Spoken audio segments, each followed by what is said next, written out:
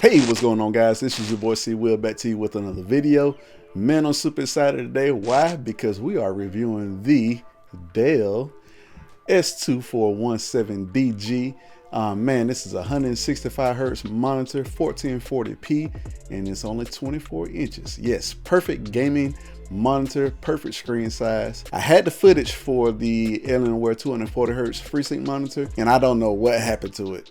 So I lost the footage. I was going to do a comparison between that one and the new one that I have here, but I will go into detail on why I took the 240Hz monitor back and got this one. So grab some snacks, grab something to drink, and let's get into this video. This is the box that it comes in here. It's not a big box. Not gonna do an unboxing today. We're just gonna do just a full review because we definitely wanna just get into some of the specs and the actual performance of the monitor. It's not your glitz and glam when it comes to what it looks like and stuff like that, but I'm not into that. I'm a gamer. I like to see good stuff, and also this is a second monitor for me, so it really doesn't matter what the monitor looks like, but it does look fairly well. So let's get this box out the way. All right, guys, so here you have it. Man, look at the bezels that's gonna have. Very thin bezels that comes around this, and man, like I said, this is not one of your best looking when it comes to like gaming monitors, but it definitely looks good. Again, this is my second monitor and it's used specifically for gaming. And just going over some of the specs here, definitely it's a 2560 by 1440 panel. 165 Hertz. It's a native 144 Hertz monitor, but it overclocks to 165 Hertz. It's an 8-bit panel. It has a 1 millisecond response time. It definitely has built-in speakers, but you know, this does have a USB 3.0. It has one upstream USB 3.0 coming from your computer, and then it has a total of 4 USB 3.0 ports. And this is actually a TN monitor. You have 3 different type of panels that's out there right now. So you have what are the most popular. So you have the IPS panel, you have the TN panel, and you have a VA panel. So with the TN panel, TN stands for Twisted Pneumatic. Thing about TN panels is the actual response time. Response time on here is 1 millisecond. So you definitely get some of the faster response time. But what makes this particular monitor different from some of the other monitors that I looked at, that I've done research on, is that this panel, with it being 24 inches, this is a 24-inch panel, but with it being 24 inches, it's a 1440p panel. So what that means is that the actual pixels per inch on this panel is 123. Now, the Dell monitor that I had, the Alienware 240Hz monitor that I had, that I lost the video footage on, sucks. The model on that Dell monitor that I had was AW2518HF. And that particular monitor, you could do some research on it. You may see some stuff pop up on the screen. But that particular monitor, it was a 1080p panel, but the pixel density was only 89 pixels per inch. So that's really one of the biggest, well, it's 2 reasons, and I just mentioned them, that I got rid of the Alienware 240Hz monitor. And 240Hz is extreme gaming. It's like buttery smooth, it's good, but it caps out at 1080p. I mean, I'm the type of person that I actually want to see the graphics. I want to be able to see the detail and stuff like that in some of these newer games, especially with the RTX card that I have, EVGA RTX 2080.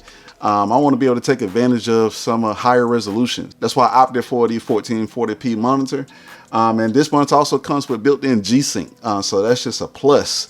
And if you haven't played with G-Sync, I know I know Nvidia just released, the drivers where you can be able to use some FreeSync monitors with no issue, but you need to try out G-Sync, and along with having a high refresh rate monitor.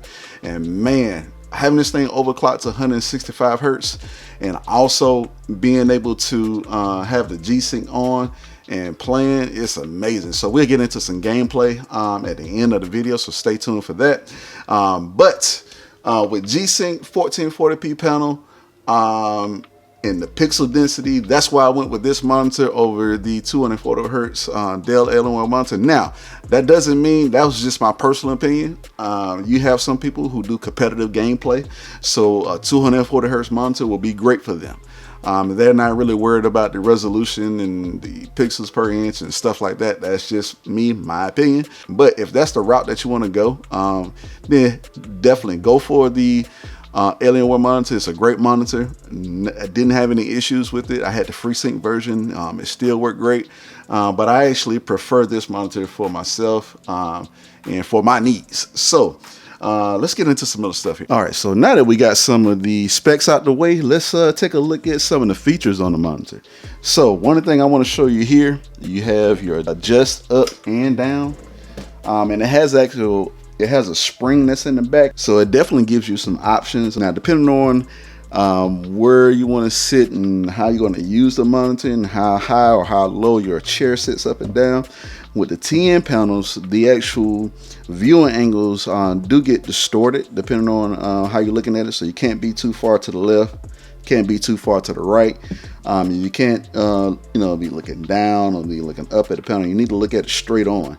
And for me, since this is my second monitor, I'm only using this for gaming. I'm not using this for video editing, although I do actually use it as a second panel for looking at some videos and stuff like that, but I'm not using it as my main monitor if I want to get accurate color. See, and speaking of colors, the actual colors on this monitor is actually pretty good for a TN panel, but if you want the best representation of colors and things of that nature, get your IPS panel. The Acer 32-inch monitor that I have is an IPS panel, and it is great for video editing and pictures and stuff like that. So I use that if I want to do that, but this is for gaming. So depending on where you want to have your monitor and how you want to have it angled or tilted, make sure that you are looking at the monitor straight on to be able to get the best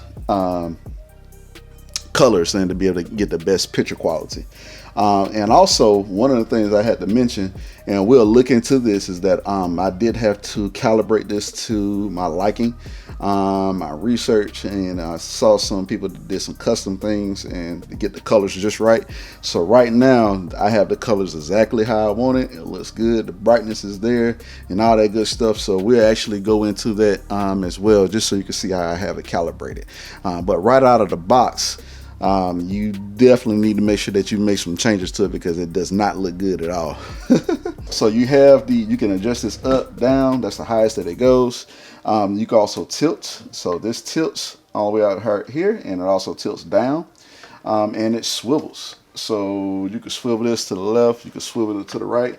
So, depending on how your setup is, you could definitely be able to use this monitor pretty much however you need to use it, no matter what the situation is. All right, so let's take a look at some of the ports. All right, so as you can see here, you have two USB 3.0 ports. You also have a headphone jack that's right here. All right, so this articulates and this rotates all the way up and down, so you can use this the long way. If you're a Twitch streamer, or if you have two of these monitors and you're using one for looking at your chat screen, or maybe you do some programming and stuff like that, this monitor does articulate like this. But what we're going to do is we're going to take a look at the bottom of the monitor. All right, so on the bottom of the monitor, you have your power cable here. You have a display port, and then you have an HDMI port here. And then you have the upstream USB 3.0 port that connects to the computer. And then you have two more USB 3.0 ports that's right here. So it has a total of 4 USB 3.0 ports, 2 on the bottom, 2 on the side.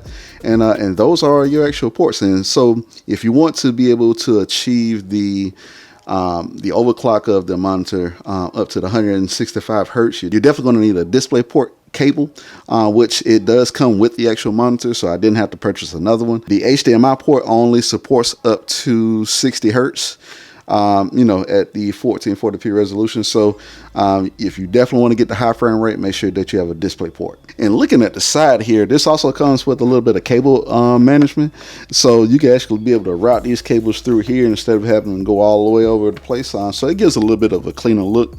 And that's pretty cool. All right, so what we're going to do now is we're actually going to take a look at some of the menu settings. The buttons are down here on the bottom. You got the power button here. Then you have your other menu control buttons that's down here. So let's just take a look at some of the menus that we have here. So you got your exit. You got some volume information here. Let's go here. Now, this is going to pull up your brightness control, input source, color, display, audio, menu, personalized, others. Currently, right now, it shows, the maximum, it says 2560 by 1440, 144 hertz. But here's where it shows what we're actually using right now. It shows 2560 by 1440, 165 hertz G-Sync mode. So that's what we're currently running right now. Here's how I have my brightness and contrast set up. 50% brightness, 75% contrast. Input source, you either have HDMI or DisplayPort. Color. Okay, so on my custom settings, I have red at 97%, I have green at 99%, and I have blue at 96%. I found out that those custom settings work for me. All right, so the actual hertz on this particular panel, to overclock, you have to make sure that you go in and enable it, and then also you have to change it to 165. Audio, let's see here. Menu, personalize, others, you can factory reset. I have the power saving mode on. That always helps. And yeah, so as far as the actual menu items, the buttons, they pretty much work. They're not the best. Sometimes I have to hit the buttons twice, but you know, I rarely use this, so you know, that's a non-issue. All right, so we're gonna transition over to taking a look at how I have my Nvidia control panel set up, along with the actual other settings, and then we'll get into some gameplay so you can see the frames per second and things of that nature. All right, so let's go ahead and take a look at the Nvidia control panel. Let's see. All right, so as you can see here, G-Sync is on. Let's take a look at how I have this optimized. So right now, I have the preference set on performance, and then when you choose the advanced 3D settings, I'm going to go here, ambient occlusion off, anisotropic filtering off, and so on and so forth. So I have these things turned off, some things turned on. CUDA cores all being used. DSR factors off. The maximum pre-render frames is 1. GC technology. OpenGL rendering, that's the graphics card. Prefer maximum performance on power management. Prefer refresh rate, highest available. Let's see, texture filter, anisotropic sample optimization on. Texture filtering allow. Texture filtering quality performance. Trilinear optimization on. Threaded optimization on. Triple buffering off. Vertical sync. Actually, this needs to be off. I don't want to use that. Virtual reality pre-render frames is 1, which also matches the maximum pre-render frames is 1. Now, just because, okay, so in the menu settings on the monitor itself, I showed you how to be able to set up the actual overclock, but you also have to come inside here and you have to make sure that you have it on the native resolution, but you have to also make sure that you change it to 165 hertz here. Otherwise, it's going to default to, I think it defaulted to like 60 hertz. So you got to make sure that you come in here and change it, you know, otherwise you're not going to be playing at a high refresh rate. So just make sure that you do that. Also down here, I'm using the Nvidia color settings. This is an 8-bit panel, so that's selected there. I have the full output dynamic range set up. Let's see here, down to video color settings. I also have this up under the Nvidia settings, and I have this set to full 0 to 255. So those are my Nvidia control panel settings.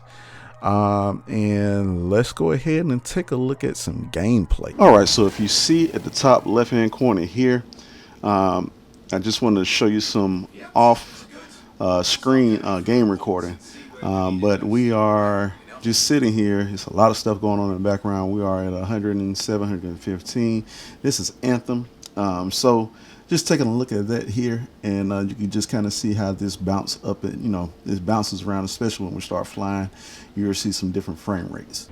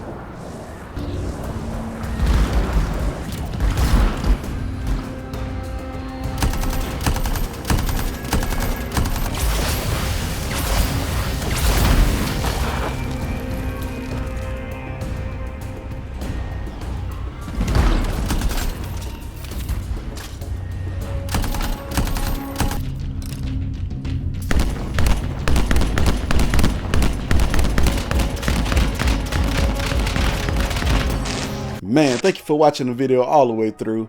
Man, you see the reason why I took the other monitor back, and just for my needs, this monitor works out just a whole lot better for me. It's the best monitor that you could buy for the price, the size, and the features. So, got any questions, hit me down in the comments. Let me know what you think about the video.